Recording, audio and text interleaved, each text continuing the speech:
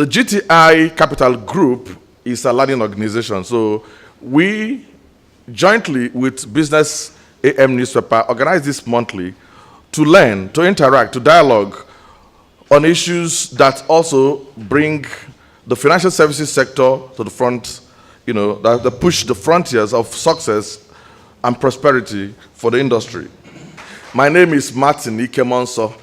I work for the GTI Capital Group. I am in charge of transformation and hand-holding. I'm sure you've seen our banners out there, hand-holding, and some literature that we have scribbled together. Today's session, we're going to have two segments. The first segment is going to allow the leader of the dialogue series today to finish his presentation and entertain us with all that he knows about, or that's all he can tell us about what's going to happen in the next 12 months. After that, we are going to have a panel of wise men, discussants, who are going to now tell us more and also to speak to some of the things that he has talked about. I'm not going to delay you any further. I'm going to invite Philip Isakba to give us opening remarks. That should be, we put 5 minutes here, but I'm going to give you 2 minutes. Thank you very much. Thank you very much. Thank you. We started this last year, and we said the purpose of this gathering is that we think that you need people to discuss issues. If you don't discuss issues, you have no way of really getting to where you are going. The Nigerian economy has suffered a lot, and that's because some people sit up there and think they are the messiahs, or they have complete or total knowledge of what to do. Even when the private sector people who actually know what's going on, who feel the pinch of what's going on in the economy, talk to people in government, they tend not to listen. Now, as a newspaper, we think that the newspaper is a marketplace of ideas, and we must bring people who have those ideas to be able to discuss those ideas so that we can speak to authority. So it's my pleasure to welcome you, to let you know that this is something that happens all over the world. As we speak this morning, there's a dialogue going on in Davos, Switzerland, and they are talking about the global economy. When the world talks about the global economy, those of us in Nigeria must talk about the Nigerian economy. And this is our own little contribution to the dialogue. I bid you welcome, and we are going to have an interesting time. Thank you very much. Please put your hands together for Philip. I'm also calling on my boss, Mr. Lawal Abubakar, to give us his opening remarks. Please put your hands together. Good morning, everyone. I welcome you to GTI. This is yet another edition of the series that we have every month to put ideas, heads together to be able to mine data and try to chart a path for Nigeria. We are investment bankers. We need no introduction. And what do we do? What we do is to try to navigate in the dark. Nigeria today is termed an underdeveloped country, is that correct? And it is our responsibility, it's directly in our hands to ensure that we change the narrative. This is simply our own contribution to the path of trying to change the narrative, or how we can move from a developing nation to a serious country. And of course, the subject we are going to be looking at today is something that is an annual ritual. It's a matter of fact, it's a daily ritual that we must continue to review and look at ourselves at all times in a way such that it will enable us to navigate the kind of future that we try to create for ourselves, either as individuals, as corporates, or as a nation. And of course, a proper introduction has been done of the gentleman that's going to take us through this part today. On that note, I welcome everyone. Please feel very free. Feel comfortable. We have everything provided, and I'm sure we're going to have a very swell time today. I welcome you all. Please put your hands together for Lawal. Well, today's event is actually for Mr. Muda Lawal, Muda Yusuf. So please put your hands together for Muda Yusuf as he comes to.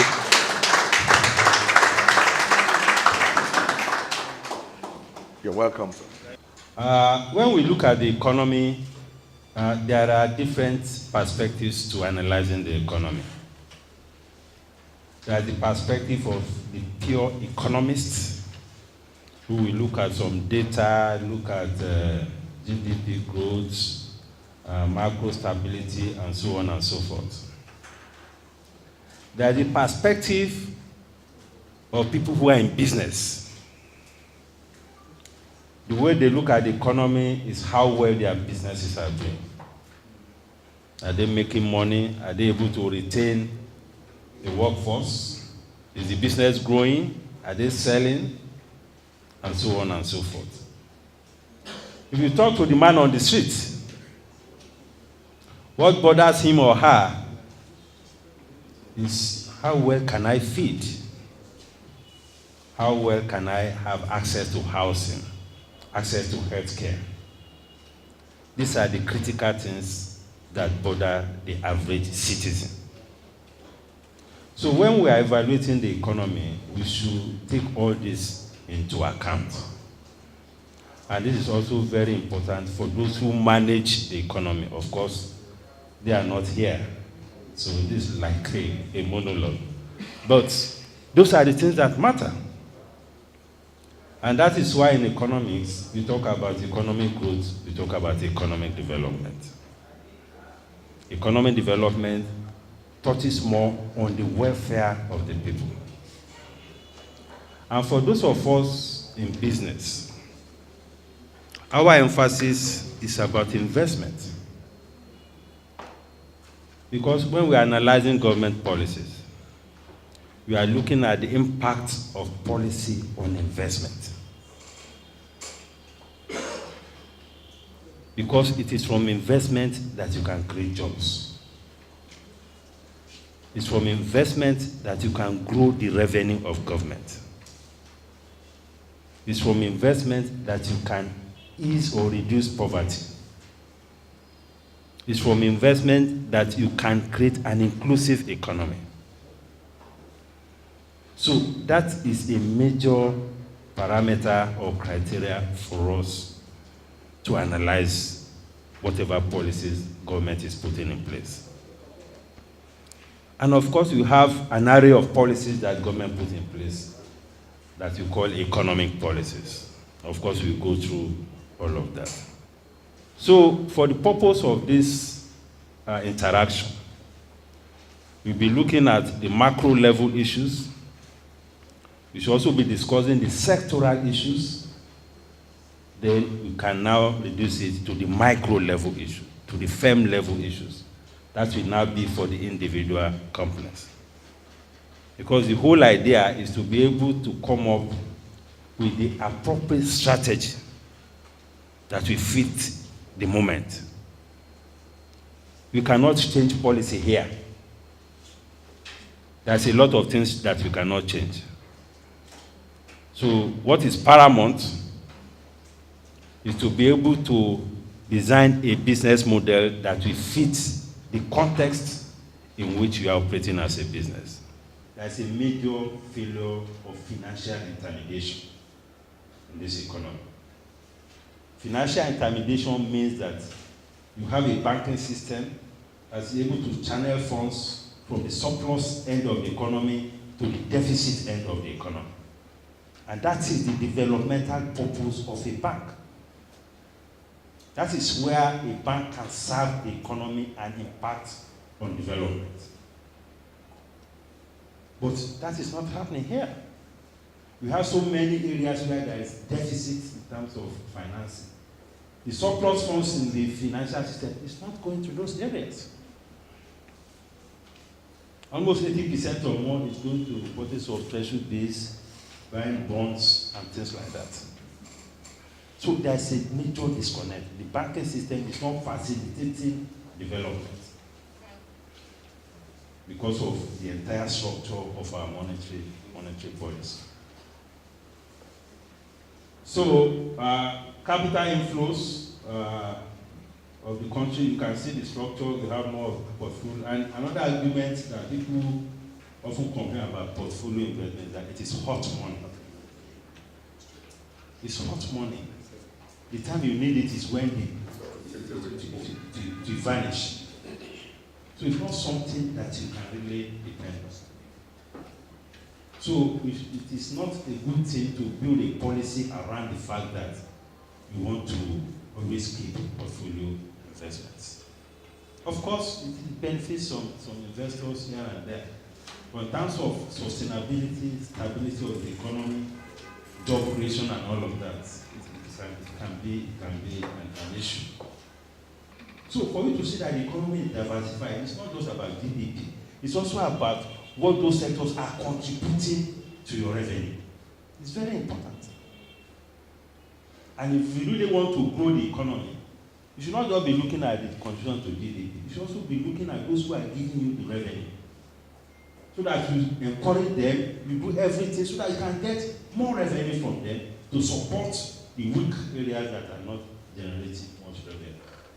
But there is that consciousness is still not there. So that is again sometimes where we get it wrong. Because sometimes you say you put your money where your mouth is. If we get our policies right, our oil and gas sector can give us double the revenue we are getting from them right now. If we get our policies right, even the ICT and the telecoms, all those sectors can give us more revenue. You know? GDP growth, well, that has been a story. It has been going up and coming down. You can see the oil GDP, you can see the non-oil GDP. We were in a recession about 3 years ago. We are now back to positive growth and so on and so forth. But again, it does not mean anything to many people. You tell people we're out of recession, they tell you, and so what? Well, what is the impact? And the economy is now growing, and so what? You know? So unless we get this thing to translate to better welfare or to better business performance, you cannot be celebrating even the GDP growth.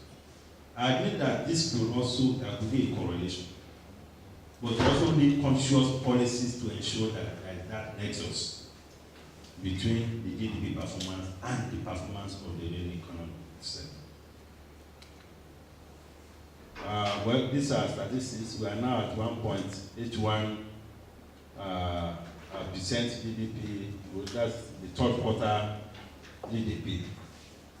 There's also an improvement on the quarter-on-quarter GDP growth rates. Well, these are the projections and all of that. But just as I said, these things are valuable only to the extent that they actually impact on business performance and they impact on the welfare of the people. When you compare the budget to the economy, the budget is not a big number. It's very small. The economy is about 500 or 450 billion US dollars. The budget is 24 billion. We are talking of those something around 5%. So when we put so much hope on the budget, you want to build roads, power, and all of this, that is why most times you hardly see anything tangible. And in any case, we'll be lucky if they're able to implement the budget up to 70%. Most times, particularly capital budget will be 50%. Because the resources are not there.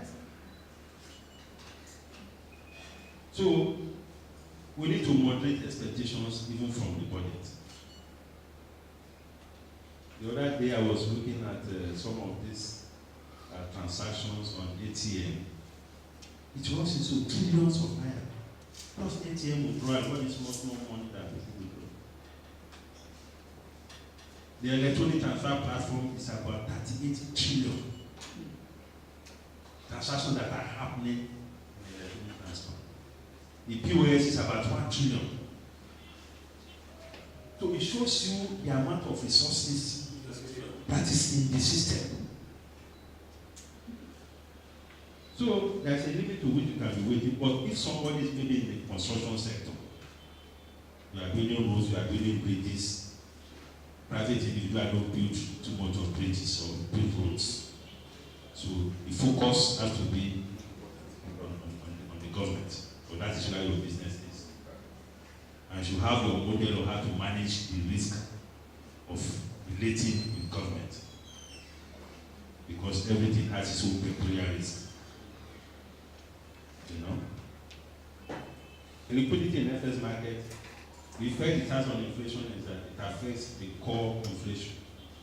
Because over the last few months or years, you can see that the core inflation component of inflation is much lower than the headline inflation or the food inflation.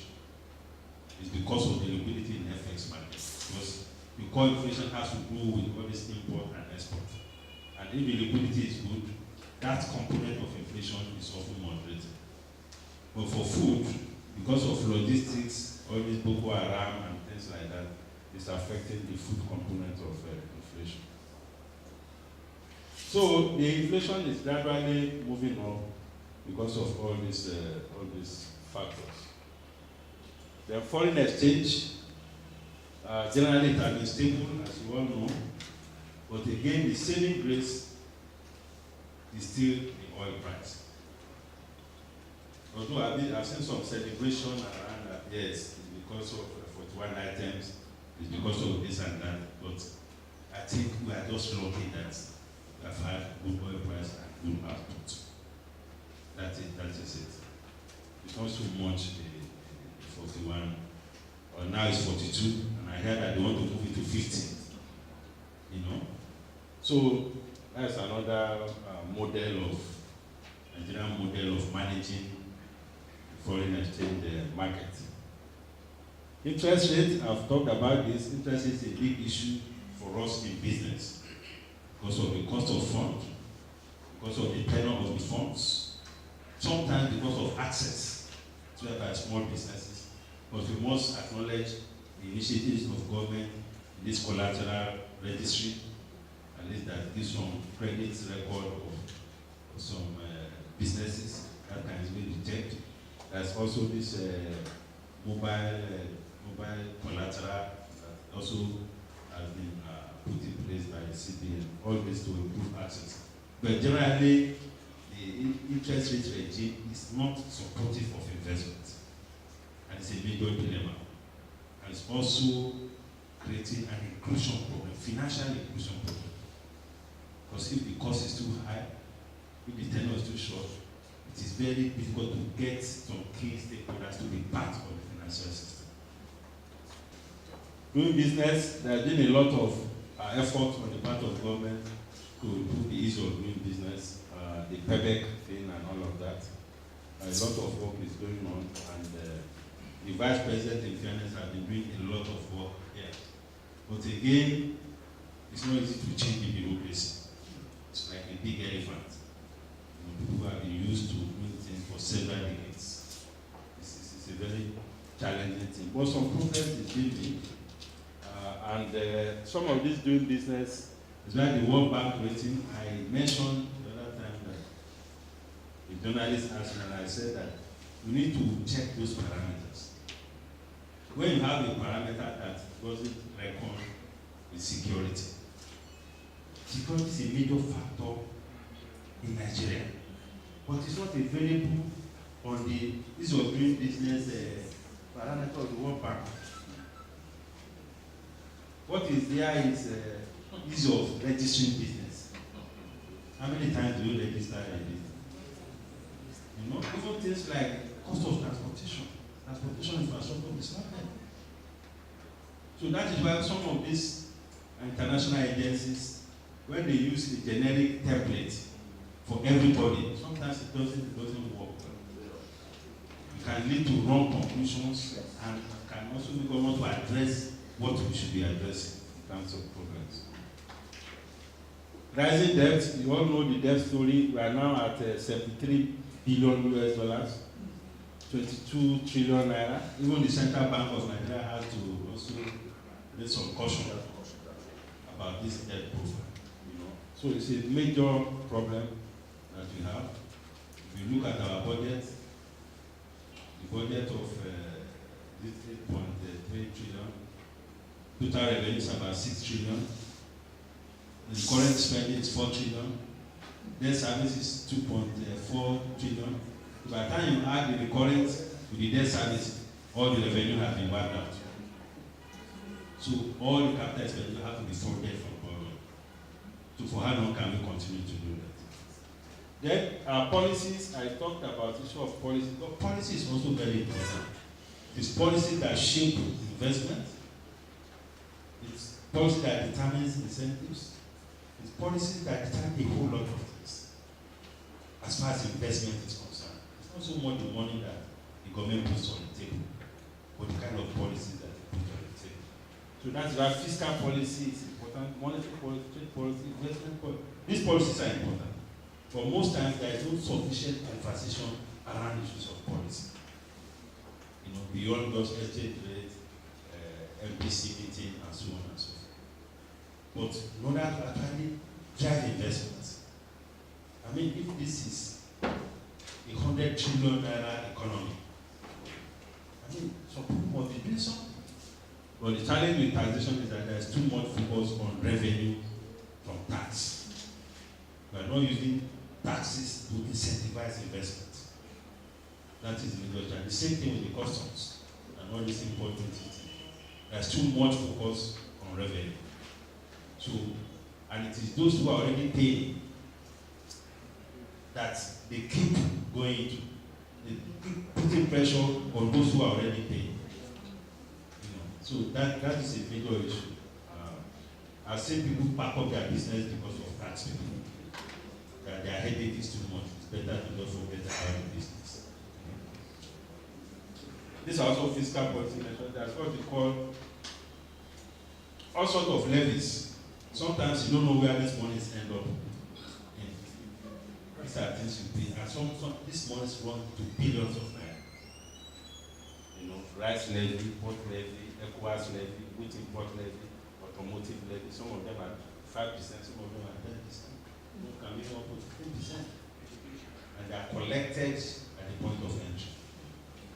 And the whole idea is to use those levies to develop those sectors. But whether that is happening or not, it's a different story. Because if you are paying all this port levy and the port rules are what they are, the amount they have in this is enough to fix all the problems around in terms of rules. But that is often not the situation. Monetary policy, you are all familiar with all this monetary MPC meeting. We just had one yesterday, and there are familiar stories about all the CRR, liquidity ratio, and all of that. All this is to tighten monetary policy. We are always tightening. We have been tightening for the past almost 3 or more years now, just to ensure that we have exchange rate stability and so on and so forth. These are the objectives of monetary policy. These are the transmission mechanisms. If we tighten monetary policy, you have high liquidity ratio, you have high NPR. The whole idea is to reduce money supply, and invariably it increases interest rates. We want it to be expansionary, do monetary easing, but this has never happened in the last couple of years. Forex policy, there's too much focus on demand management, how to ensure that people don't buy or demand foreign exchange. So the disparity in rates and all of that, these are issues. But we are still managing to coast along because of the inflows from oil. Trade policy, I've discussed this. Auto policy, current import duty regime, exclusion 41 items, 70% tariff on medical, surgical, and dental equipment. Even recently, even solar panels. We are talking about encouraging people to go into solar. The tariff was increased because customers said they want to generate revenue. So how much revenue will you generate compared to the impact on the welfare of people if they can easily put solar panels and put batteries.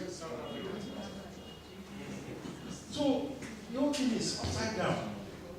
But there is nobody at the top to put clear direction as to where policy should be going. So we have silos of people not determining what to do.